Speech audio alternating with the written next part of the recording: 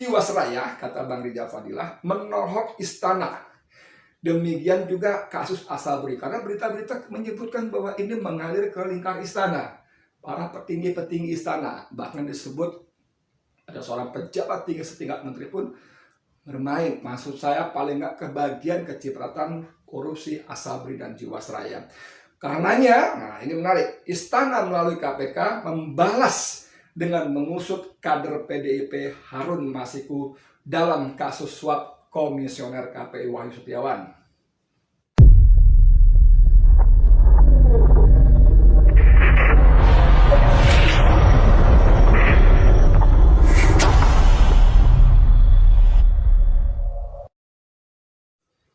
Bismillahirrahmanirrahim. Assalamualaikum warahmatullahi wabarakatuh. Dengan saya Edi Mulyadi.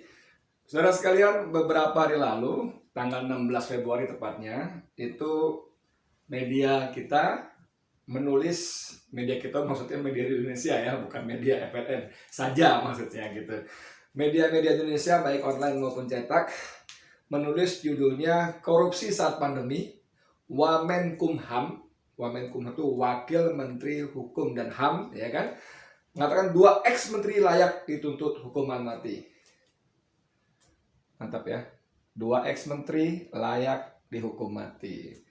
Wamenkumham Edward Omar Sharif Haryets yang biasa disapa Edi Haryets menilai kedua ex-menteri layak dituntut dengan ketentuan pasal 2 ayat 2 Undang-Undang Tindak Pidana Korupsi. Kita langsung paham siapa yang dimaksud adalah 2 mantan menteri yang tersandung kasus korupsi di tengah masa pandemi 19 layak dituntut hukuman mati.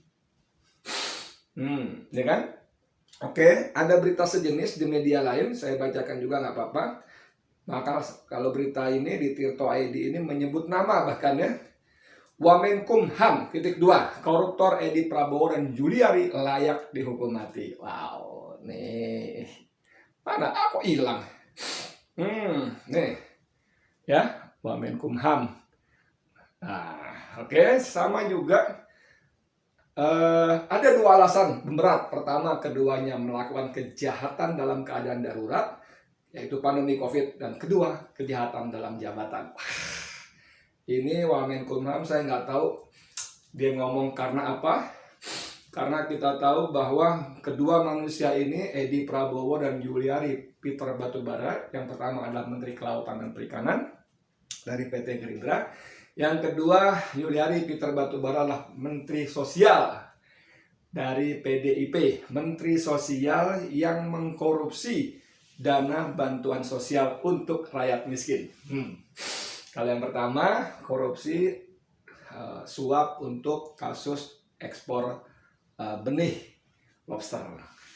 Yang kedua, korupsi bantuan sosial untuk warga miskin ketika pandemi terjadi. Jadi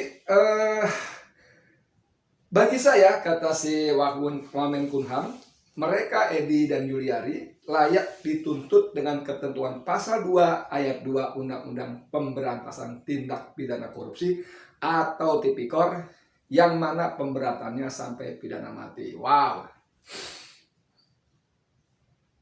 Memang ya, kita menunggu sebetulnya setelah sekian lama nih, kalau nggak salah tanggal 6 atau tanggal 4 Desember mulai terungkap korupsi ini. Kita tunggu gitu loh. Tapi kok tiba-tiba blast, hilang. Kenapa nggak ada kabar berikutnya? Nggak ngerti juga gitu loh.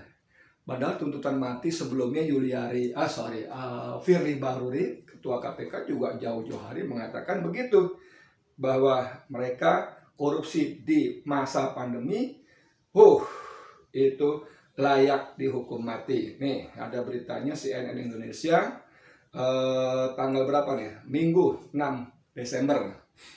Mensos tersangka KPK ancam hukum mati koruptor bansos corona.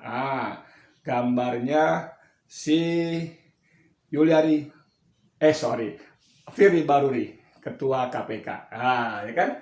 Jadi Ketua KPK juga sudah mengatakan begitu, terancam hukuman mati. Kemudian ada tambahan lagi, ada Wakil Ketua KPK, ini berita lebih baru, Kamis 18 Februari 2021. Judulnya Wakil Ketua KPK. Judulnya Wakil Ketua KPK sebut mantan Mensos Juliari Batubara bisa dia jatuhi hukuman mati. Seru juga. Ini dari Kompas. Ya. Seru juga. Cuman memang dalam perkembangannya kita merasa ada sesuatu yang aneh. Kenapa? Kalau dalam perjalanannya tiba-tiba pasal-pasal mengerikan hukuman mati itu tidak dijadikan sangkaan kepada tersangka Juliari Peter Batubara. Bayangkan, ini berita agak lama, 14 Desember 2020, jadi kira-kira sepekan setelah ribut-ribut penangkapan Mensos. Jadi penyidiknya itu menggunakan pasal-pasal suap. Kenakan pasal suap ke Mensos Juliari, KPK hindari pasal hukuman mati, tanda tanya. Saudara, KPK tentu saja secara teori dia berhak mandiri, independen, tidak bisa diintervensi oleh siapapun termasuk oleh atasannya. Maka ketika penyidik menuntut Juliari dengan pasal-pasal suap, secara teori, secara retorika, itu hak dari penyidik. Tapi di Indonesia mustahil minimal ini sepengetahuan dan bisa sangat mungkin terjadi adalah ini bagian dari perintah atasan, justru begitu. Nah, kembali ke soal tadi, bahwa Wamenkumham kali ini menjadi apa ya? Penyambung lidah rakyat barangkali, karena rakyat menunggu kapan kasus ini dituntaskan dan konkretnya kapan koruptor bansos khususnya dan koruptor benih lobster di masa pandemi ini dihukum mati. Nah, tiba-tiba Wamenkumham bilang seperti itu. Tapi sekali lagi tadi saudara, masalahnya menjadi hening, senyap. Tidak terdengar lagi cerita follow up-nya bagaimana, ada apa gerangan. Nah, untuk menjawab gini, ada rekan saya, senior saya, Bang M. Rizal Fadilah, di FNN juga, menulis Kejagung versus KPK, tanda tanya. Wah, tanda tanya ini memang. Jadi tentu aneh, kata dia memulai kalimat artikelnya, jika dua lembaga penegak hukum ditempatkan saling bertarung.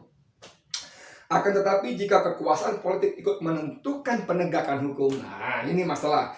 Bukan mustahil antara lembaga penegak hukum tersebut pun saling berkompetisi, bahkan berkonfrontasi. Ceker. Wow, kepentingan politik yang memperalat hukum. Menarik sekali kalimatnya. Akan tetapi jika kekuasaan politik ikut menentukan penegakan hukum, dua lembaga hukum ini bisa berkompetisi, bahkan berkonfrontasi. Saya lompat ke paragraf KPK melalui Dewan Pengawas adalah tangan presiden, pakai tanda kutip, Bang Rizal Fadilah seperti itu. Sementara Kejagung dengan Jaksa Agung ST Burhanuddin adalah milik PDIP, tanda kutip lagi. Saya ulangi lagi, KPK melalui Dewan Pengawasnya adalah milik presiden, tangan presiden, tanda kutip. Sementara Kejaksaan Agung dengan Jaksa Agungnya Burhanuddin, ST Burhanuddin adalah milik PDIP. Wow, tanda kutip lagi. Dan ini menarik di sini dikatakan bahwa, disinilah akar pertarungan bermula. Disinilah akar pertarungan bermula, ada nuansa politik meski samar. Begitu keras perebutan antara Nasdem dengan PDIP soal Jaksa Agung saat penyusunan kabinet terdahulu.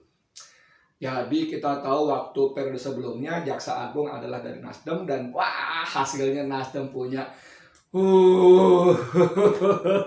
bahkan pada pemilu kemarin 2019 ya, bukan rahasia lagi apabila Ketua Umum PDIP Megawati Soekarnoputri marah sekali kepada Nasdem karena Nasdem mengiming-imingi calon-calon legislatif potensial di PDIP untuk pindah nyebrang ke Nasdem. Kenapa?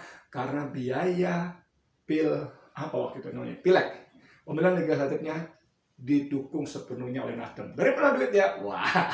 Nah jangan lupa Nasdem punya Jaksa Agung, jangan lupa banyak pejabat, kepala daerah, pengusaha yang terjerat masalah hukum. Anda bisa meneruskan sendiri, bukan kata saya. Oke? Nah, ini misalnya, kasus Jiwasraya, kata Bang Rizal Fadilah, menohok istana. Demikian juga kasus Asabri, karena berita-berita menyebutkan bahwa ini mengalir ke lingkar istana.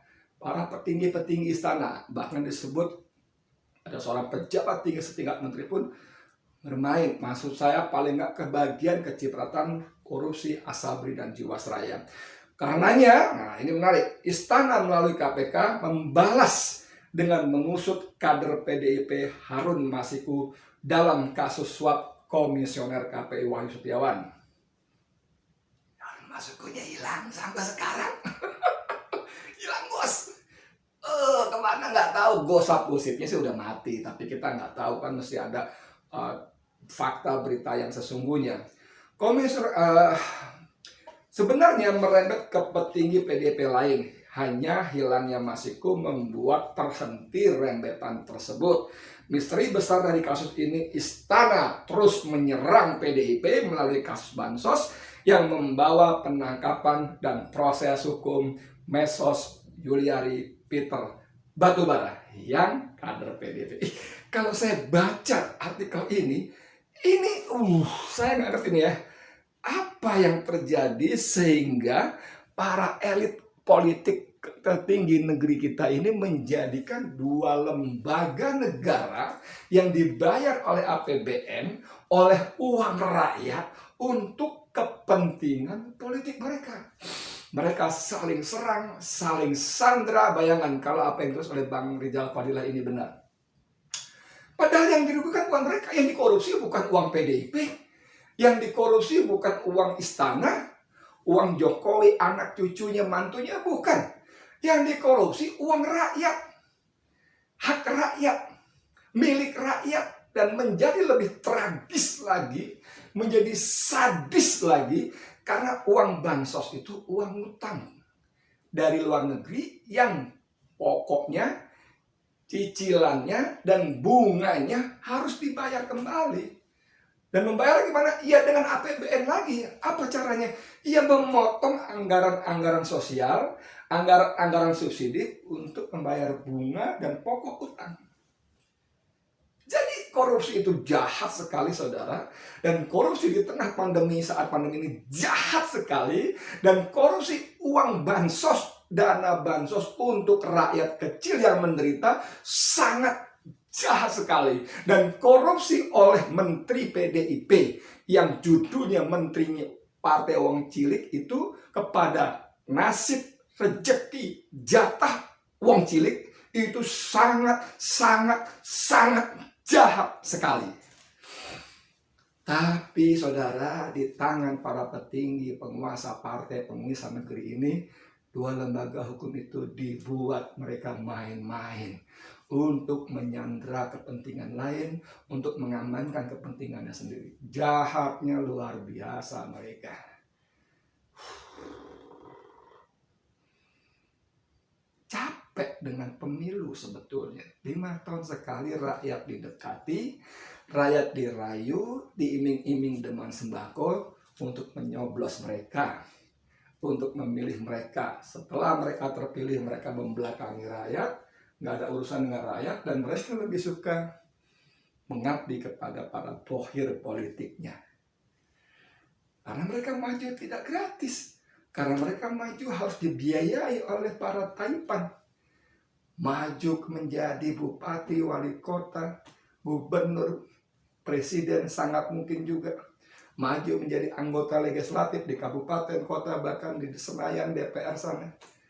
Tidak gratis dan tidak murah. Mereka didukung oleh tangan-tangan ekonomi yang disebut para oligarki. Saudara sekalian, bagaimana nasib kita rakyat Indonesia? Bisa apa kita? Bisa marah-marah di medsos, bisa bunyi-bunyi di Instagram, di Twitter, atau seperti saya bunyi-bunyi lewat video seperti ini yang kita tahu bukan tanpa risiko, namun masya Allah, na'udzubillah min dzalik, kita tidak ingin itu terjadi. Kita berserah pada Allah, semoga Allah menyelamatkan dan melindungi kita. Dan saya punya PR buat kita semua. Kelakuan mereka dari waktu ke waktu tidak jauh berbeda. Kelakuan para elit politik dan elit ekonomi ini dari pemilu ke pemilu tidak jauh berbeda. Dari pilpres satu ke pilpres yang lain yang berikutnya juga tidak jauh berbeda. Semestinya kita sebagai rakyat punya peran yang sangat penting. Pertama, kalau kita masih mau ikut pemilu juga, pilih calon-calon yang amanah. Pilih calon-calon yang lurus. Kalau kita mau ikut coblos-coblosan juga nih ya, pilih. Atau kita sudahlah, kalian semuanya maling. Sorry banget ya. Kalian semuanya copet, bahkan kalian semuanya garong dan rampok. Kami tidak mau terlibat. Wih, ngeri nggak? Ngeri nggak? Tapi ntar polisi bilang, Edi ini lagi mempropagandakan golput. Enggak golput. Saya enggak golput. Apalagi mempropagandakan. Saya hanya mengingatkan kita semua, kita punya kekuatan. Kita pilih karena jabatan kekuasaan yang sekarang disandang oleh para elit itu dari kita, dari rakyat. Walaupun ada juga tokoh yang bilang pemilu itu bukan pencoblosan, saudara. Pemilu itu, pilpres itu bukan pencoblosan. Pemilu dan pilpres itu pada penghitungan. Jadi sehebat apapun kita berusaha, sehebat apapun pencoblosan dilakukan, pada akhirnya ditentukan oleh penghitungan. 1 tambah 2 tambah 3 harusnya 6. 1 tambah 2 tambah 3 harusnya 6. Tapi di periode kemarin KPU 1 tambah 2 tambah 3 bisa 123. Jangan lupa. Itu yang terjadi. Nggak ngerti mau apa lagi. Bisa apa kita rakyat negeri ini? Nggak ngerti saya. Tapi kalau artikel Bang Rizal Fadilah benar bahwa KPK versus Kejagung dimanfaatkan oleh PDIP, dimanfaatkan oleh istana yang sebetulnya juga agak unik karena istana Jokowi ini naik dengan dukungan penuh PDIP. Waduh, ada apa sesungguhnya antara PDIP dengan Jokowi? Kita juga nggak ngerti. Nggak mau sok ngerti, sok tahu. Tapi ini tragis, ironis. Betapa pidato-pidato mereka dalam cara-cara resmi untuk rakyat, untuk kesejahteraan bangsa, semuanya bohong belaka. Oke, saya nggak ngerti, tapi mudah-mudahan Anda, pendengar Bang Edi Channel, ngerti apa yang harus dilakukan dan bagaimana melakukannya. Dari saya sekian, Edi Mulyani untuk FNN. Assalamualaikum warahmatullahi wabarakatuh.